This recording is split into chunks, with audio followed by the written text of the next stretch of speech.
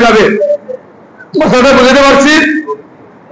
এটা নিয়ে অনেকে ফতোয়াবাজি করে, এটা কোরবানি হবে কিনা, কোরবানি হবে কিনা। কোরবানি হবে রাসূল করিমের নামে যদি 5 জনের, 7 জনের, 20 জনের, 50 জনের মিলে টাকা দিয়ে একাংশ কোরবানি যদি রাসূল করিমের নামে দেয়, কোরবানি হয়ে যাবে, কোনো সমস্যা হবে না।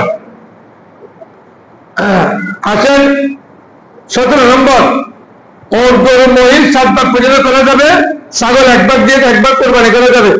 18 নম্বর, কোন অংশীদারের গলত নিয়ত থাকলে 7 জন দিয়ে কোরবানি করছে, একজন হলো একটু 2 নম্বরে, একজনের কাম কি নিয়ত ভালো না, গরু একটু বড় নিতে হবে, আমার গরুর সদস্য বেশি।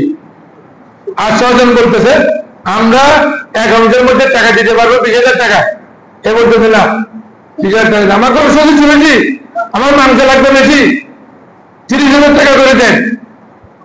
নাউযুবিল্লাহ। তাহলে তাই সে কোরবানি করতেছে না মাংস, মাংসের কি আলা আছে? কথা বলেন, কোরবানি না মাংস?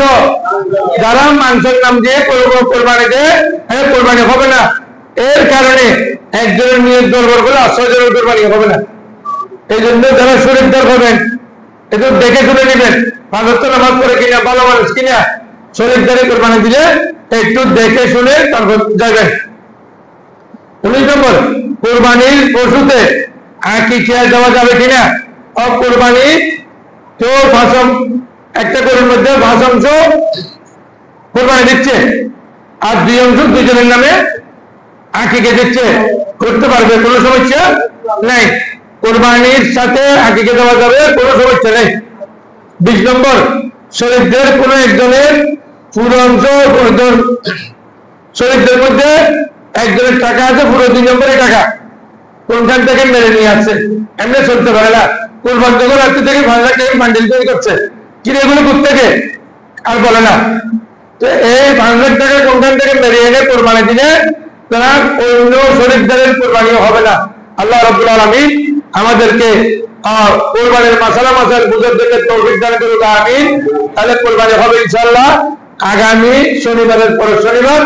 আমরা আল্লাহর মেহরবানির টাইম বলবো, গরুর ছাগল একটু দেখে শুনে নেবেন, সব কান এগুলো ঠিকভাবে আছে কিনা, আগামী সময় ইনশাআল্লাহ মাসালা আলোচনা হবে।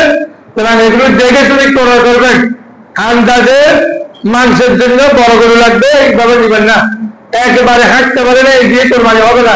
দাঁত একটাও নাই, একেবারে বুড়ো, টাকা কমের জন্য বুড়ো গরু নিয়েছে, এইটাও কোরবানি হবে না।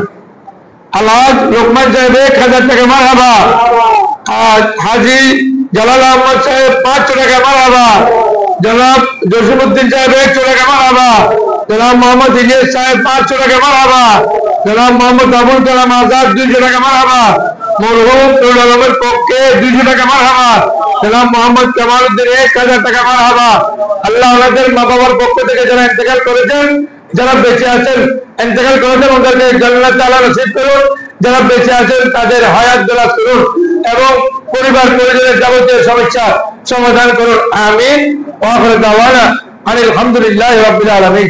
সাদাকাত সুন্নাত